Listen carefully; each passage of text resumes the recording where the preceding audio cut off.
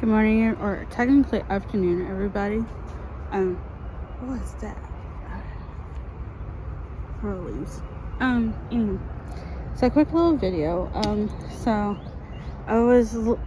So today is payday, which I try to show you guys where my stuff goes for cash envelopes.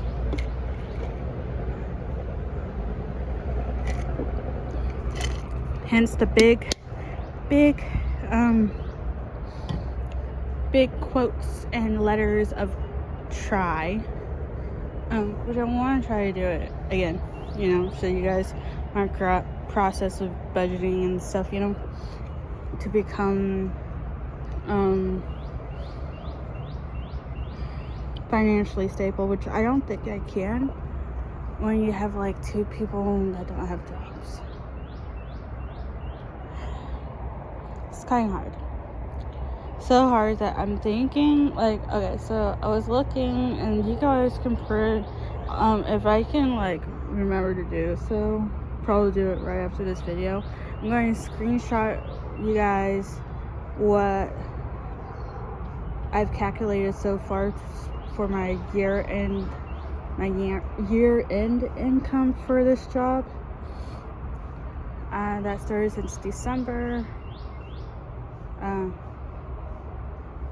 So that's what I've hypothesizing of what my income or for my tax return is probably going to look like, basically. And then I can see if I'm correct when tax season comes around again. But what I've noticed is, and if I can put it on the screen here, then you guys can look at it with me.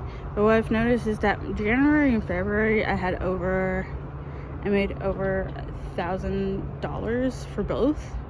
It's like $1,000 is odd hundreds, but anyway, over 1,000, almost 2,000 for both of the months. And that is for months December, starting like December 4th to half of February. No, December through February, because like I do bi-weekly checks. I didn't get my first check till like middle of December, so yeah. But anyway, so yeah, because the last check for February had to go with March, so yeah. So I already did March and April's. Oh no, I can't do April's yet. Wait, did I do April's? Yeah, I think I did. Year-end dates should be like January through April. But I've noticed, like, okay, so the first 2 months, January, February is over 1,000, and then March, because I don't know, it went really, really like $200 short of 1,000, and went to like not 800, and then this month took another super cut of 100, and I made around 700 this month. So I don't know, it's because if I'm burnt out or anything. I mean, if you look at all my videos, I think it's the baddest thing, I guess, because it sounds like I might either be burnt out or I just don't want to work anymore.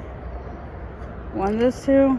But I do want to work, because I love this job and everything. But it sounds and looks like I'm just freaking burnt out and about finding excuses, which to me at the time is probably not excuses of not going to work. Now there are some days that I can't go to work because I give my time limit till like 10 o'clock, because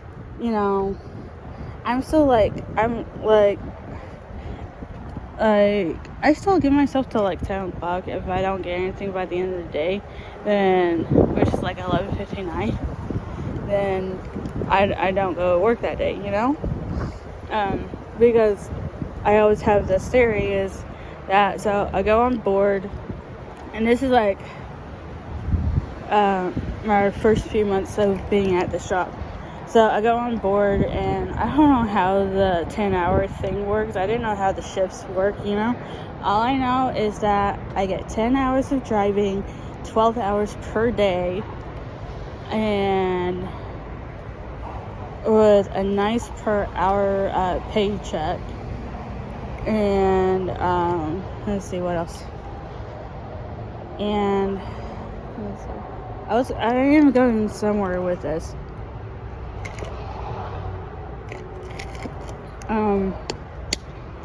But anyway, so all this nice stuff, right? But I didn't know how the shifts goes, because I always thought that once you're on board, that's when your start time is. Well, I have all my friends, which are like shift leads and stuff, or either if not his shift lead that like takes care of like the vans and stuff, and or does the yard does the yard shifts and stuff. I still have like all these friends that been at this company longer than I have that I look up to and for advices and stuff, and figure out how to actually do this, because after all, okay, so here's the pros and cons of this job that I love so much.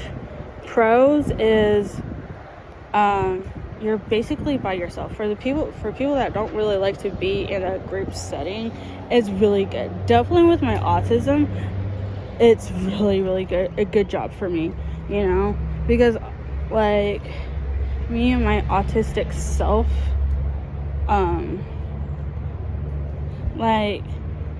okay, granted, since I started working and everything since 2016, I've been in group settings, which is fine and dandy and all, but it gets tiring at the end of the day, and then I have to recuperate, and then I can't wait till like day off so I can recuperate more,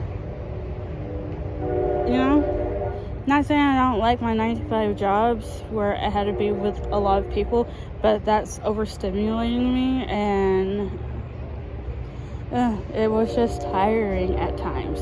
This job, yeah, it gets lonely at some times when you're like by yourself, but at least when you pick up the crew, you're not by yourself, you know what I'm saying?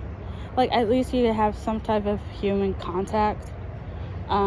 But one reason I like this job is because I'm by myself and I don't really have to talk to anybody. Not really. And so that's some of the pros that I like about it. The cons is because you're by yourself, you're basically learning everything by yourself. Now, they do tell you stuff in orientation and everything, which is fine and dandy, but I'm like a hands-on person. I have to actually physically be doing what the job is intaking. Like, I did do at least one ride-along, which I kind of see what they were doing and stuff. I even wrote some stuff down of what I needed to be doing and stuff, but other than that, it was still confusing, And then more I worked at it, more I was trying to figure out how to do this job. And then, like I said, I thought once you're on board, that's when your clock time starts, of them paying you. But no, apparently not. You could be on board all day, but once you start getting an actual trip, that's when they actually start paying you. So luckily, like a couple of months ago, a friend taught me of how shifts actually work, because I did ask about it before heading home, and he told me that when your trip, like I said, you could be on board all day long, but once you start your trip, once they give you a trip, once dispatch gives you a trip and you start your trip, that's when your shift actually starts. And that's how you can calculate 12 hours. Like yesterday, I was on board at 6:04. Dispatch called me around like 7:30 to like 7:50. somewhere around there, and told me that I had a trip to help a person, but I still had a trip though. And then once I start the time doesn't actually start till I start the vehicle inspection. So I started the vehicle inspection at 7:56. So that's mean I didn't have to leave work till 7:56 that night. See what I'm saying? And so yeah.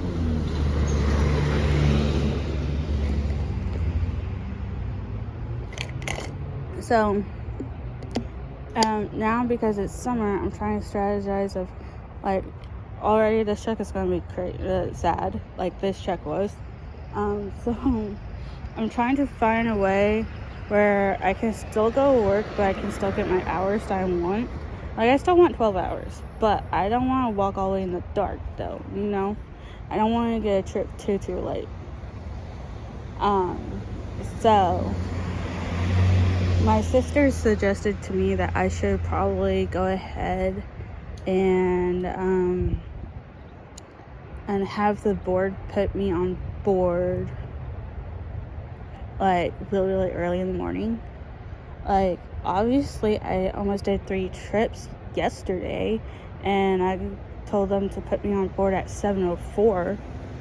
So we're going to try 6:04 this time, or I think I put 6:09. So that's me. Yeah, I do have to wake up really early, but what I've noticed is that so I said to put me on board at 7:04.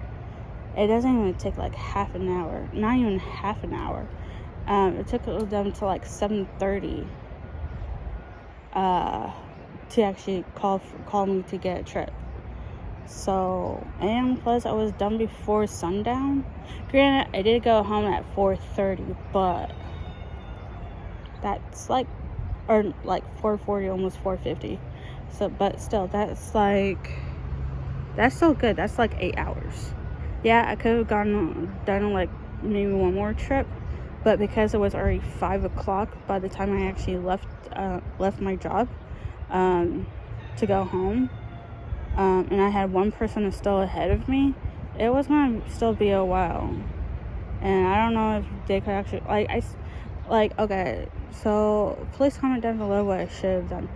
Okay, so my shift ends at 7:56. It was almost 6 o'clock by the time I actually left. It wasn't like close to 5:30, I think. But I had like 5 hours of drive time still left over. So should I still stay and waited till my hours was up, or what? Because I didn't do the whole. I thought it would be like at least.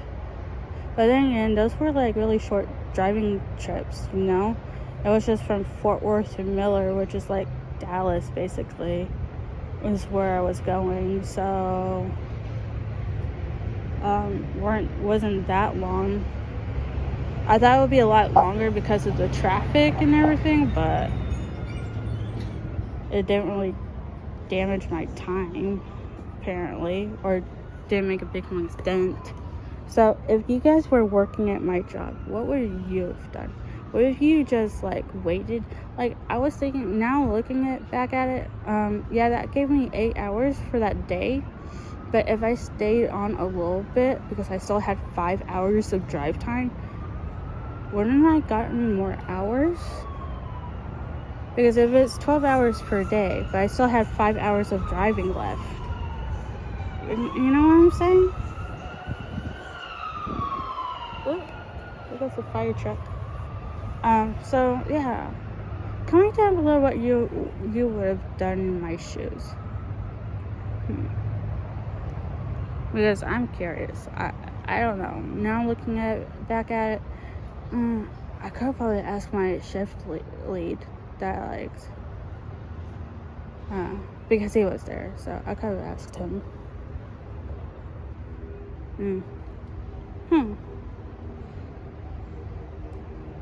That's a great question. Man.